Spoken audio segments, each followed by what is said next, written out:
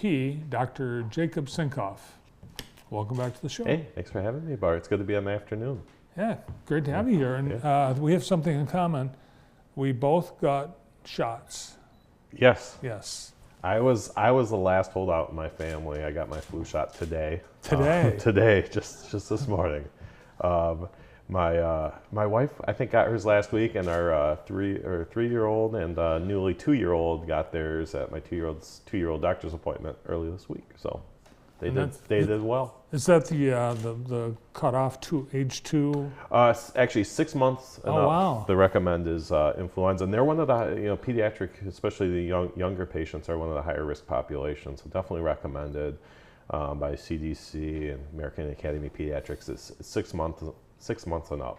Yeah. High risk, and pregnant females is another high risk population too. Yeah, so. poor little 6-7-month-old kid with the flu. They can't just suck it up like you and I can. No, their immune systems aren't developed all the way, so they get much bigger inflammatory response than healthy. It's a much people. more serious illness. Absolutely, yeah, absolutely. So flu shot, COVID shot.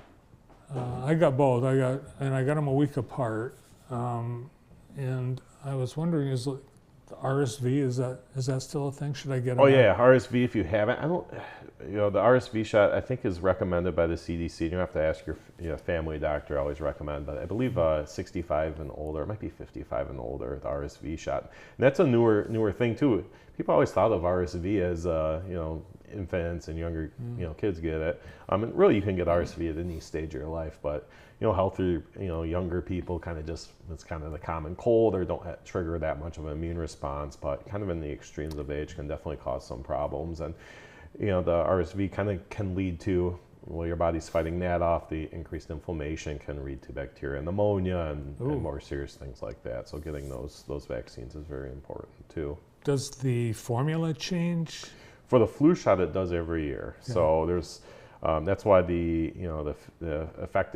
effectiveness of it isn't always 100%. So we're trying to predict based on the strains, when the flu comes over from the other side of the world and the previous year's strains, kind of predicting what the dominant strains will be, because this is a virus that mutates and constantly evolves. So always trying to predict what it's going to be, and even if it's not 100% matched, they've shown decreasing in symptoms even if you get the vaccine, and it's not 100% match. So.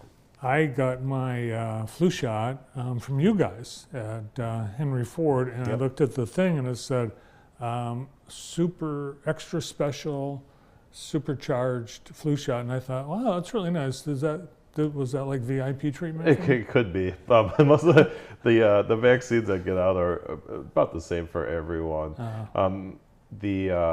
We definitely try to give them in the hospital, because it's a great, if someone's already, sometimes it's a hassle, honestly, getting in, and with the urgent cares and everything, offering, if you're already there for something minor, obviously they recommend not getting it while you're already sick. Well, but if you're there for something else, exactly. Sprained an ankle or something like that, it's a great opportunity while you're already there. It takes out the hassle of getting the flu shot at that time. I think my age, I got a special flu shot. Yeah, they increase it a little bit. As we age, we don't kind of trigger as much of an immune response.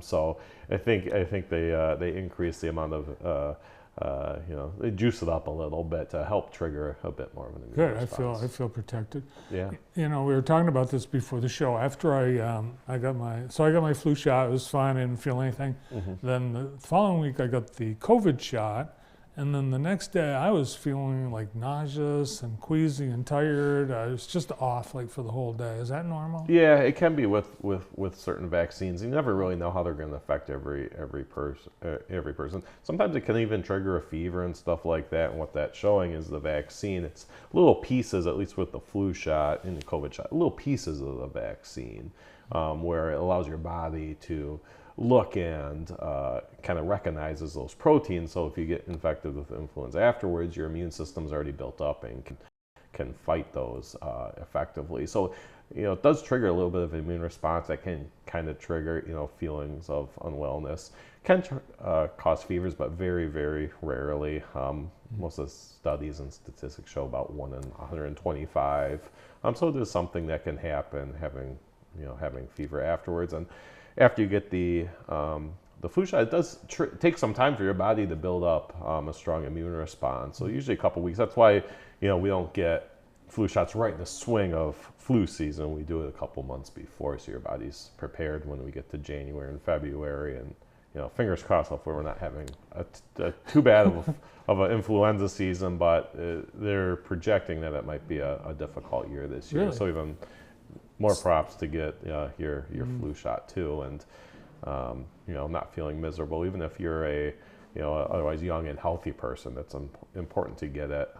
We've shown it's cost effective, less work time, less work loss, less hospitalizations, everything like that. And at that time of year, the hospitals are already full, so it's difficult. It strains our system a lot. Yeah, so. You don't want to get sick. Yeah, don't want to get sick. Have you heard? I haven't been watching the morning show recently. Have you guys been talking about or know about the IV fluid shortage? No, there's an IV fluid shortage? It's actually, I'm surprised it hasn't made the news. I heard because of the North Carolina hurricane. Correct. So one of the biggest producers of IV fluids, or the biggest producer of IV fluids in the country, is located just outside of Asheville, North Carolina, where you would think there wouldn't be any sort of, a low risk for natural disasters. But with Hurricane Helen, all that flooding knocked off that plant. So it was I think it was Baxter was the name of the company. And that facility, I think itself supplied, the majority of IV fluids. Something like 80-90%. Yeah, something like that. Definitely over 50% of IV fluids that go out throughout the entire country. So I know a lot of the hospital systems, Henry Ford included, are affected by this. So we've already started to, we still have IV fluids and everything like that, but just being smart and monitoring our use, and hopefully it'll be one thing. But the same thing happened actually in I believe it was 2019 with the hurricane in Puerto Rico. There was a big facility there, and it hurt supply. So so with the influenza season, a lot of things, people get dehydrated with influenza. So even more of a year to try to avoid the hospital, and helping everyone else that will need the fluid for reasons. So hopefully we're taking all precautions we can, and hopefully it won't be an issue. But we want to be safe and be prepared. Yeah, pretty much everyone gets an IV fluid bag strapped to them once they show up in a hospital. Yep, not anymore. Yep. So and it's also been beneficial, because now we're looking at ways. Hey, in the future, do we really need why can't we just give oral hydration? And the hospital's been well equipped. We got some of the IV oral solutions with electrolytes already built in and stuff like that in preparation, and kind of all that sort of stuff. And the other thing, I just have a plug, is maybe we should have another IV fluid supplier. Business opportunity for someone. Start an IV bag. Yeah, I think it was just an overall public health announcement. I think it would be a good idea for someone to come up with an idea to have. I don't know. You think it would just logistically, like having one on the west side of the country would make it easier to but who am I to say that? So, I don't know. It seems like a good idea though. So that's my personal plug. Maybe we should have another. We got mayonnaise. Factory. We got mayonnaise factories on the east and mayonnaise factories on the west, north and south. Yep. We'll never go short of mayonnaise, but IV fluids are tough right now. Yeah, and I'm sure it's very difficult to produce them. Obviously, being sterile and having a sterile facility and everything like that. Maybe. I think. And it seems like the increase in these natural disasters, it might be a good idea to have a couple facilities. So. We're working our logistics to. Well, the pandemic. You'd think that everyone saw all the different things, like we don't have enough shields, we don't have enough.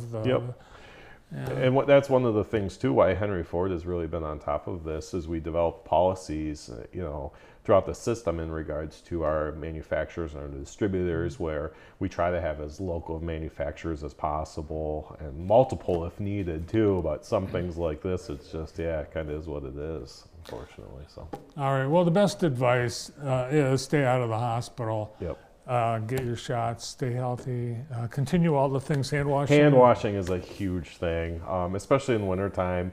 What causes these viruses all to get past so easily is everyone's inside, No one likes to be outside as much during the winter, and everyone congregates, especially with the holidays and everything like that. So making sure when you're cooking, washing your hands. Whenever you're out in public, washing your hands. They make it so easy with those little portable alcohol And things everywhere. now. Have one on your purse or have one in your pocket, and it's amazing how much just touching one thing out in public, how many germs and everything like that. So washing hands is very important. All right, great advice. Thanks for coming in. Thanks for having me again. From IEP and Henry Ford Jackson Hospital Emergency Services physician, Dr. Jacob Sinkoff.